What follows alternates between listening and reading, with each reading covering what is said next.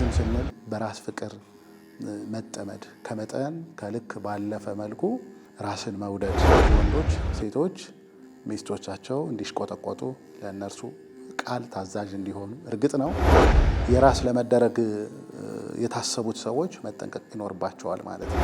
ትክክል ነሽ፣ ትክክል ነህ እየተባለ ሊያድግ ወይም ልታድግ ትችላለች። ቅዱስ ዳዊትን ለብዙ ዘመናት ያሳድደው እስከ ሞት ይፈልገው እንደነበረ በቅዱስ መጽሐፍ ውስጥ ተመዝግቧል።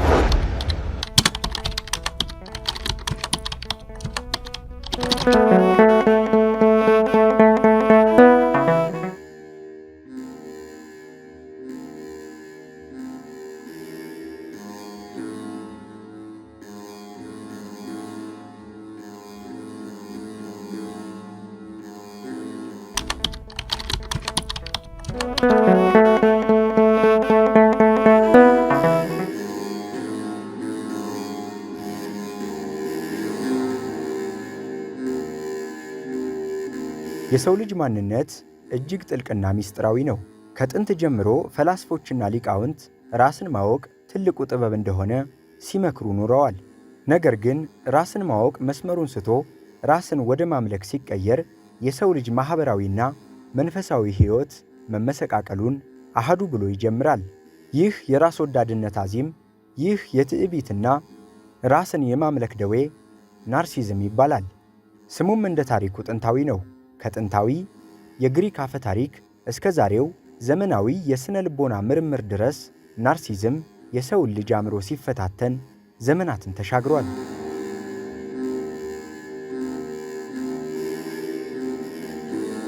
በሥነ ልቦናው ሰፊ ትርጉም አለው።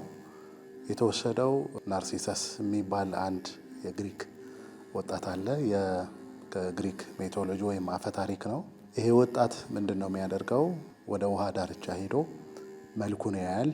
ምናልባት በወቅቱ መስታወት ሊኖርም ላይኖርም ይችላል እና በተደጋጋሚ መልኩን እያየ በራሱ ፍቅር ይያዛል። ከመጠን በላይ ራሱን መውደድ ይጀምራል። ሁልጊዜ እየሄደ በባህሩ ዳርቻ ስለሚቆም እንግዲህ ወድቆ ራሱን እንዳጣ ይናገራል። ከዛ ነው የሚነሳው። ይሄ ሰው መልኩን ሲያይ ራሱን ሲመለከት ከፍተኛ በሆነ የራስ ፍቅር እንደተያዘ ነው የምናየው።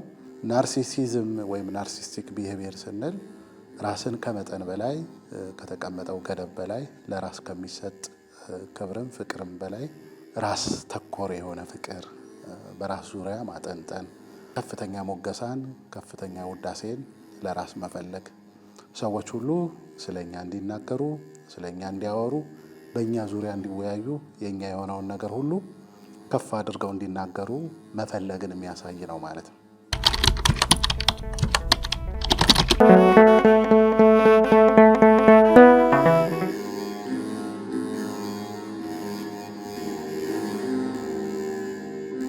ሳይንሱ ናርሲስቲክ ፐርሰናል ዲስኦርደር የሚለው ይህ የጠባይ እክል በመለኮታዊ መጽሐፍ ገጾች ላይ ሲተረጎም ትዕቢትና ራስን ማምለክ ይባላል። መጽሐፍ ቅዱስ ለዚህ ክፉ ጠባይ ፈጽሞ ቦታ የለውም። ምክንያቱም ናርሲዝም ሰውን ከፈጣሪው አውርዶ በራሱ ወንበር ላይ የሚያስቀምጥ፣ ሌላውን ሰው ደግሞ እንደ እግዚአብሔር አምሳያ ሳይሆን እንደ ግዑዝ መጠቀሚያ የሚቆጥር የነፍስ ደዌ ነውና።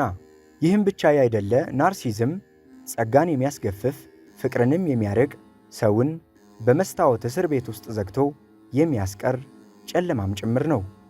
ወደ ቅዱስ መጽሐፍ ሐሳብ ስናመጣው በመጽሐፍ ቅዱስ ራሳቸውን የሚወዱ በተለይም ወደ አምባገነንነት ከፍ ያለ ማንነት ያላቸው ሰዎች ከነፈርዖን ጀምረን ወደ እነ ሳኦል ስንሄድ ሌሎችም እነ ኤልዛቤልንም ብንመለከት ሌሎች ሰዎችንም እናገኛለን። እነዚህ ሰዎች ራሳቸውን በመውደድ ወይም ለራሳቸው ከልክ ያለፈ ክብርና ፍቅር ስላላቸው ሌሎችን በመጥላት ለምሳሌ ንጉሥ ሳኦልን ብንመለከት ለራሱ ለንግስና ወይም ለክብሩ ከነበረው ቦታና ስፍራ የተነሳ ቅዱስ ዳዊትን ለብዙ ዘመናት ያሳድደው እስከ ሞት ይፈልገው እንደነበረ በቅዱስ መጽሐፍ ውስጥ ተመዝግቧል። ይሄን እንግዲህ መጽሐፍ ቅዱስ ምንድን ነው የሚለው? ኃጢአት ነው የሚለው። ትዕቢት ስለሆነ ራስህን እንደ ጓደኛ አድርገህ ውደድ ነው የተባለው። ከመጠን በላይ ደግሞ ፍጹም በሆነ ፍቅር የሚወደድ እግዚአብሔር ነው። እነዚህ ፍቅረ እግዚአብሔርና ፍቅረ ቢጽ የምንላቸው ፍጹም በሆነ ፍቅር እግዚአብሔርን ራስንና ሌላውን ደግሞ መጠን ገደብ ባለው የፍቅር አይነት ነው የምንወደው ማለት ነውና ምንጩ እንግዲህ ኃጢአት ነው ማለት ነው። ዲያብሎስም በዚህ ምክንያት ከሰማይ እንደወደቀ እንደተዋረደ በትንቢተ ኢሳይያስ ምዕራፍ 14 ቁጥር 12 ጀምሮ ስንመለከት ራሱን ከፍ ከፍ እንዳደረገ እናያለን ማለት ነውና ኃጢአት ነው፣ በደል ነው ማለት ነው። ራስን ከመጠን በላይ መውደድ፣ ራስን ከመጠን በላይ ቦታና ስፍራ መስጠት ማለት ነው።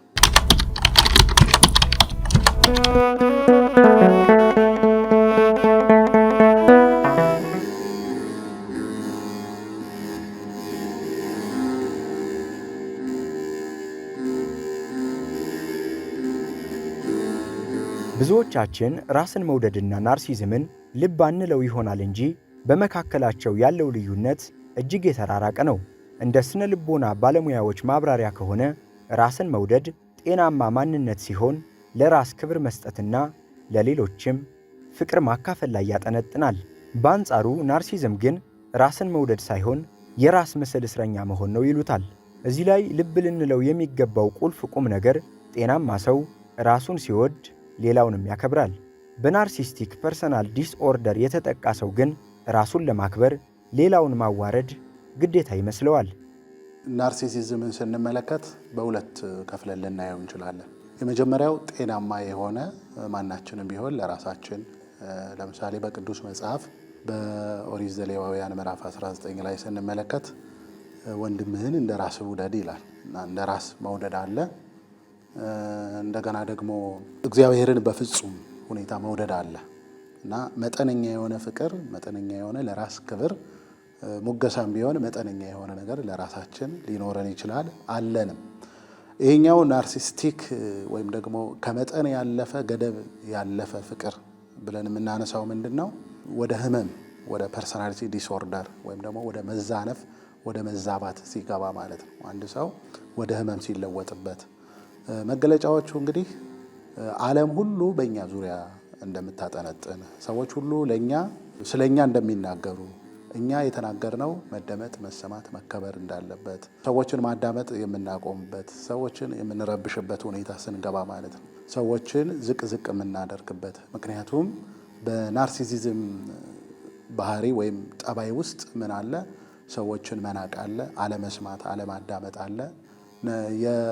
የነገሮች ሁሉ ማዕከል፣ የነገሮች ሁሉ ሴንተር እኛንን ብለን ነው የምናስበው ህመሙ ሲገጥመን ማለት ነው።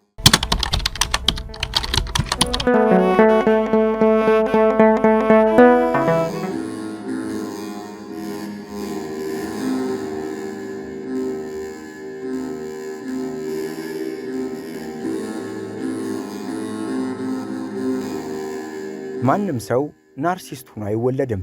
ይህ የጠባይ እክል በሂደት የሚገነባ በነፍስ ላይ የሚታተም ጥልቅ ጠባሳ ነው። ብዙ ጊዜ ሰው እንዴት በዚህ ክፉ ደዌ ይያዛል ብለን እንጠይቃለን። ከመልሱ መካከል አንዱ ግን ወደ ኋላ ወደ ልጅነት የታሪክ ማህደር ሊወስደን ይችላል። ከአስተዳደግ ባለፈም የምንኖርበት ዓለምና ባህል ለዚህ በሽታ መጋለጥ የራሱ አስተዋጽኦ አለው። እኔ ላይ ብቻ ያተኮረ ዘመናዊ ሕይወት፣ የውጫዊ ገጽታ ምልኮና የማህበራዊ ሚዲያዎች ሽሚያ ሰውን ወደ ራስ ወዳድነት አዘቅት ይገፋሉ። ይህ ሁሉ ተደማምሮ የሰውን ልጅ አእምሮና መንፈስ ሲያቆስለው ውጤቱ ራሱን የሚያመልክና ሌላውን የሚያደቅ ናርሲስት ይሆናል። አንድ ሰው በዚህ ክፉ ጠባይ ወይም ህመም የሚያዝበት በስነ ልቦናዊ የሆነ ትንታኔ ያለው እንደ ቤተ ክርስቲያን ደግሞ እንደ ክርስትና የምናቀርበዋለ። መጀመሪያ የስነ ልቦናውን ብንመለከተው ከአስተዳደጉ ሊጀምር ይችላል። አንድ ሰው ካደገበት ማለት ኢንቫይሮንመንታል ከሆነው ግንኙነት ጋር ከፍተኛ ቁርኝት ይኖረዋል። ለምሳሌ ሕፃን እያለ አንተ በጣም ጎበዝ ነህ፣ አንተን የሚያክል የለም፣ እንዳንተ አይነት ሰው የለም፣ እንዳንቺ አይነት ሰው የለም፣ ትክክል ነሽ፣ ትክክል ነህ እየተባለ ሊያድግ ወይም ልታድግ ትችላለህ። አስተዳደግ የምንኖርበት አካባቢ ወሳኝነት አለው ማለት ነው። መንስኤው እሱ ነው እንግዲህ ጥናቶች የሚያሳዩት የዘርፉ ተመራማሪዎች የሚነግሩን። ወደ ክርስትናው ስንመጣ ግን ኃጢአት ነው፣ ውድቀት ነው፣ መንፈሳዊ ድቀት ነው፣ መንፈሳዊ መዛል ነው። እንግዲህ የመጀመሪያው ይህን ትዕቢት ያመጣው ሁላችንም እንደምናውቀው ቅድም በተናገርነው በትንቢተ ኢሳይያስ ምዕራፍ 14 ላይ ያ ታላቁ መልአክ በእግዚአብሔር ዘንድ አገልጋይ የነበረው ሳጥናኤል በትዕቢቱ ራሱን ከፍ በማድረጉ ራሱን ከመውደዱ በላይ መመለክም እስከ መሻቱ ደርሶ እንደነበረ እንመለከታለን። በዚህ ምክንያት ከሰማይ ወደ ምድር እንደወደቀና የእሱ መውደቅ ደግሞ ወደ ሰው ልጆች እንደተላለፈ የሰው ልጅም እንግዲህ ከአዳም ጀምሮ ውድቀት እንደገጠመው እንመለከታለን። የኃጢአት የውድቀት ውጤት ነው ማለት ነው። በመንፈሳዊ ሕይወታችን ስንዝል ስንደክም ዞሮ ዞሮ በራሳችን ላይ ነው የምናጠነጥነው። ሰዎች እግዚአብሔርን ከመስማት እግዚአብሔርን ከማየት ከእግዚአብሔር ጋር መልካም የሆነውን ነገር ከማድረግ ይልቅ ለእግዚአብሔር ከመታዘዝ ትሁት ሰብዕናን ከማበልጸግ ይልቅ ስለ ራሳቸው ክብር የሚጨነቁ መጨነቅ ብቻ አይደለም ሌሎቹን እስከ ማስገደድ ድረስ የሚደረስበት ሁኔታ ይፈጠራል ማለት ነው።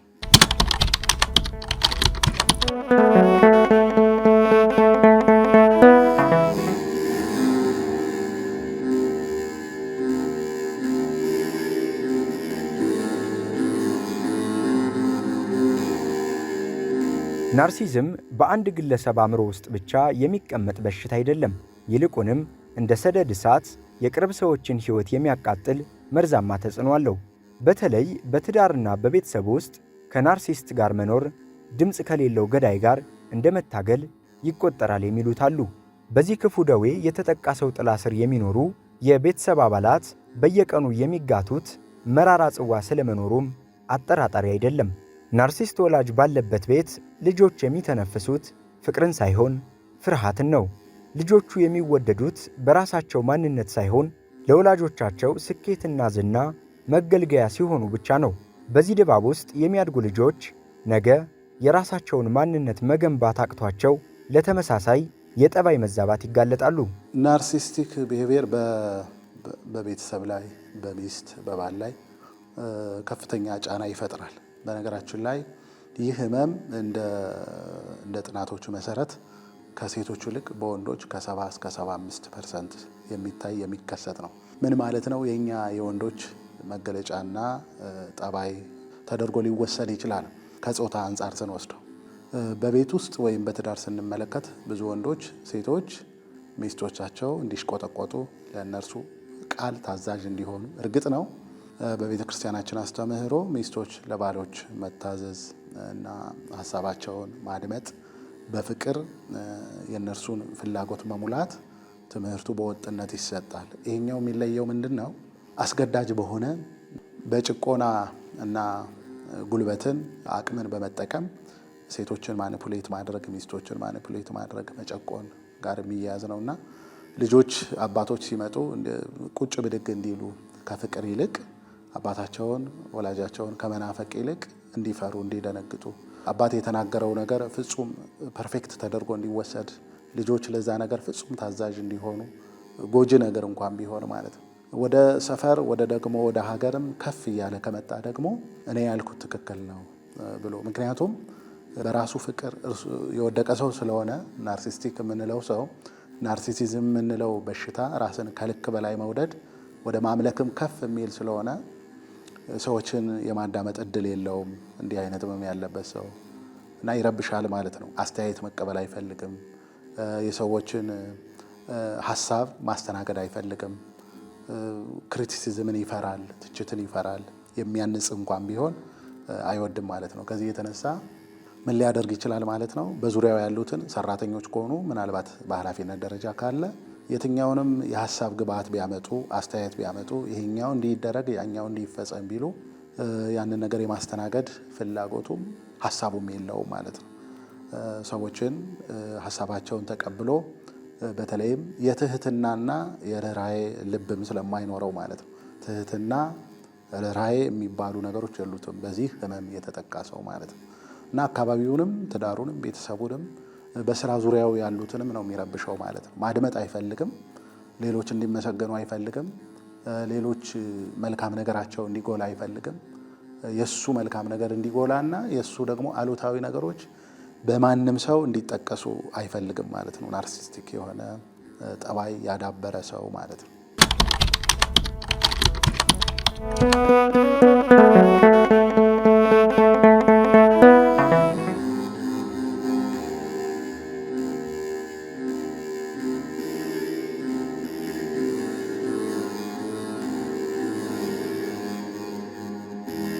ናርሲዝም በትዳር ውስጥ ፍቅርን፣ በቤተሰብ ውስጥ መተማመንን፣ በሥራ ቦታ ላይ ስምምነትን፣ አልፎ ተርፎም በሀገር ደረጃ መረጋጋትን ይነጥቃል።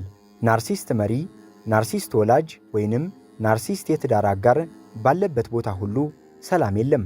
ይህ መርዛማ ጥላ በሕይወታችን በትዳራችንና በሀገራችን ላይ የከፋ ጉዳት እንዳያደርስ ቅድመ ጥንቃቄ ማድረግ ሲልም መፍትሔ ማፈላለግ ላይ በትኩረት ልንሰራ ግድ ይለናል።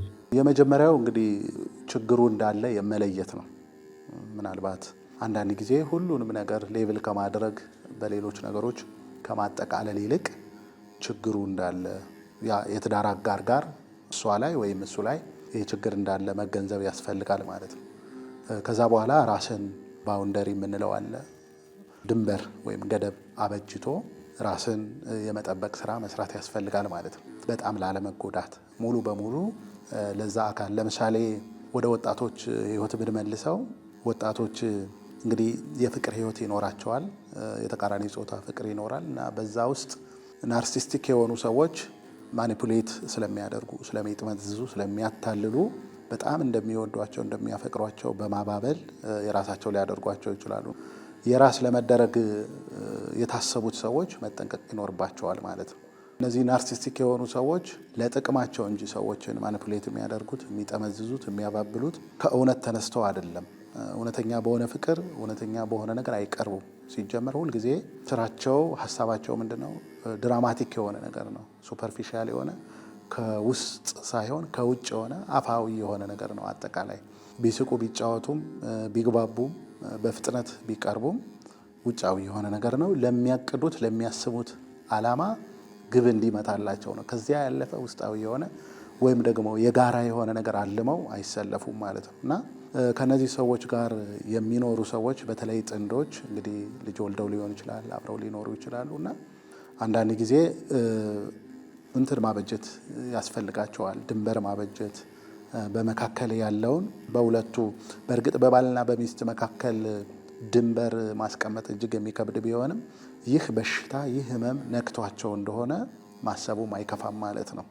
ዝም ብሎ እርሱ እንዲህ ነው እርሷ እንዲህ ናት ብሎ ከማጠቃለል ይልቅ ይሄ ሰው ምናልባት ይህን ፕሮግራም የሚያዳምጡ የሚሰሙ ወገኖቻችን ይህ ህመም ሚስቴን ወይ ባላቸውን አግኝቶባቸው እንደሆነ ማሰቡ አይከፋም ማለት ነው።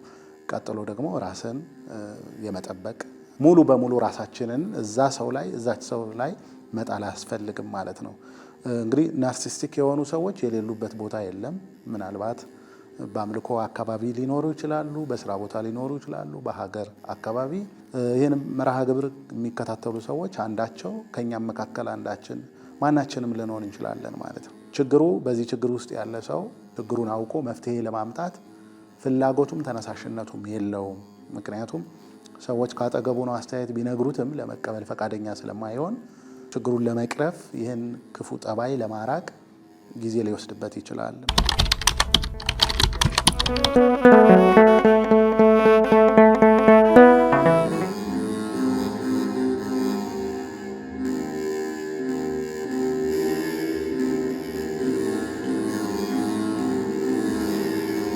ናርሲዝም የህይወት ፍጻሜ አይደለም። ይልቁንም መታከም ያለበት የነፍስና የጠባይ ቁስል እንጂ። በዚህ ደዌ የተጠቃ ሰው ራሱን አውቆ ለለውጥ ሲነሳ ትልቁን የድል በሩን ይከፍታል። ራሱን አውቆ ወደ ፈውስ የሚመለስ ሰው የራሱን ስብራት ብቻ ሳይሆን የሚወደውን ቤተሰቡንና የትዳር አጋሩንም ከአደጋ ያተርፋል። ብዙዎች ናርሲዝም መፍትሄ የሌለው ይመስላቸዋል። ነገር ግን በቶሎ ወደ ባለሙያ መቅረብ፣ የስነ ልቦና ምክርን መከታተልና በጸሎትና በንስሐ መታገዝ ተአምራዊ ለውጥ ያመጣል። በናርሲዝም የተጠቃ ሰው የገነባውን የሐሰት ጭንብል አውልቆ እውነተኛ ማንነቱን ሲቀበል በቤቱ ውስጥ የጠፋው ሰላምና ፍቅር ዳግም ያብባል። ናርሲዝም ያፈረሰውን ሕይወት እውነትና ትህትና መልሰው ይገነቡታል። ሳጥናኤል ከመጀመሪያው ራሱን በእግዚአብሔር ፋንታ በእግዚአብሔር ቦታ አስቀመጠ። አወዳደቁ የከፋ ነው የሆነው። ከሱ መነሻ ጠባይ ጋር የሚመሳሰል ነው። ይሄ ናርሲስቲክ የሆነ ቢሄቪየር ወይም ናርሲሲዝም ፐርሶናሊቲ ዲስኦርደር ወይ የሰብዕና መዛነፍና መዛባት የገጠመው ሰው መጨረሻው መውደቅ ነው ማለት ነው። ሰው ደግሞ መውደቅ የለበትም። ሰውን ሊያነሳው ነው አምላካችንም ከሰማያት የወረደውና ከመውደቁ በፊት መጠንቀቁ አስፈላጊ ነው። ምናልባት ይህን መርሃ ግብር የሚከታተል የትኛውም ሰው ችግሩ ካለበት በቅንነትና በትህትና ተመልሶ ራሱን ቢያስተካክል መልካም ነው። ከመጀመሪያው ላይ እንደተነጋገርነው ናርሲሲዝም ስንል በራስ ፍቅር መጠመድ፣ ከመጠን ከልክ ባለፈ መልኩ ራስን መውደድ መጽሐፍ ቅዱስም የቤተክርስቲያን ትምህርትም ከሚፈቅደው የትኛውም የሳይንስ እና የምርምር ውጤት ከሚመክረው ሐሳብና ጥቆማ ያለፈ በራስ ፍቅር በራስ ማንነት መጠመድ መያዝ ነው። ለዚህም ሲባል ደግሞ በዙሪያችን ያሉትን ሰዎች መሰዋት ምን ማለት ነው? የነሱን ፍላጎት፣ የነሱን ሐሳብ፣ የነሱን ሁኔታ በአጠቃላይ ደፍጥጦ ራስን ብቻ ማጉላት፣ በየቴሌቪዥኑ ሊታይ፣ በየመስሪያ ቤቱ ስለኔ ይጨብጨብ፣ በትዳር ውስጥም እኔ ነኝ ያቆምኩት። ምናልባት አስተዋጽኦ ነጥብ ወይ ዶት የምታክል ልትሆን ትችላለች፣ ግን ስለዚያ ሰው ብቻ ገዝፎ እንዲነገር ማድረግ፣ ሌሎች ሰዎች ጎልተው እንዳይመጡ፣ እውነተኛ ታታሪዎች የሚጥሩ ሰዎች የሚኖራቸው ጥረት በማህበረሰቡ እውቅና ተሰጥቶት ለተሻለ ነገር ነገ እንዳይነሳሱ የዛን ሰው ፍላጎትና ናርሲስቲክ ቢሄቪየር ለማጉላት ሲባል የነሱ ጥረትና ድካም ተቀብሮ የሱ ብቻ ገዝፎ እንዲታይ በየጋዜጣው ሊሆን ይችላል፣ በስብሰባዎች ሊሆን ይችላል፣ በውሳኔዎች ሊሆን ይችላል፣ በልዩ ልዩ ሁኔታዎች ያ ሰው ብቻ ወይም ያቺ ሰው ደምቆ እንዲታይ መፈለግ ነው። ይሄ ደግሞ ውድቀት ነው። ምክንያቱም ያቺ ሰው ያ ሰው ካለፉ በኋላ ሁኔታዎች ይቀጥላሉ። ቤተሰብ እንኳን ቢሆን ባል ካረፈ ወይ ሚስት ካረፈች በኋላ ትዳሩ ህይወቱ ይቀጥላል፣ የልጆች ሁኔታ ይቀጥላል። ወደ ሀገር ስንወስደው ደግሞ እንዲሁ ነው ይቀጥላል። ወደ ቤተክርስቲያንም ስናመጣው አንድ አገልጋይ አንድ አባት ቢያርፍ ከዚህ ዓለም ድካም ቢሄድ ሌሎች ደግሞ ተተኪዎች ከታች የሚመጡ ደግሞ አገልጋዮች አባቶች አሉ ማለት ነው እና ራሱን ማወቁ እሱን ከመውደቅ ብቻ ሳይሆን ሌላውን ተከታዩንም ከማፍራት አንጻር ከፍተኛ ሚና ሊጫወት ይችላልና ማሰቡ አስፈላጊ ነው። ውድቀቱ ከመምጣቱ በፊት ማለት ነው። መጨረሻ አወዳደቁ የሚከፋ ነው የሚሆነው። ክፋቱ ብቻውን አይወድቅ፣ ሰው ይዞ ነው ሊወድቅ የሚችለውና ናርሲስቲክ ቢሄቪየር ያለበት ሰው ወይም ደግሞ የስነ ልቦና እክል ችግር የገጠመው ሰው ምናልባት ሰዎች ባጠገቡ ከሚሰጡት አስተያየት ሀሳብ ተነስቶ ራሱን የማረም ራሱን የማስተካከል እድል ስላለው ቢጠቀምበት ጥሩ ነው ለማለት እወዳለሁ። ምክንያቱም እግዚአብሔር አምላካችን ትሁት ሆኖ በንስሐ መንፈስ ለሚመጣ የትኛውንም ሰው ታሪኩን ህይወቱን ለመለወጥ ሁልጊዜም ቢሆን ደጁ በሩ ዝግ አይደለም። ይህን ድምፅ የሰማ የትኛውም ሰው ሰብዕናውን በመመልከት ያለበትን ሁኔታ በዙሪያው የሚሰጠውን የትኛውንም የማያንጽ እና ልክ ያልሆነ አስተያየት በማድመጥ ራሱን ቢያርም መልካም ነው። ከውድቀት በፊት ነው።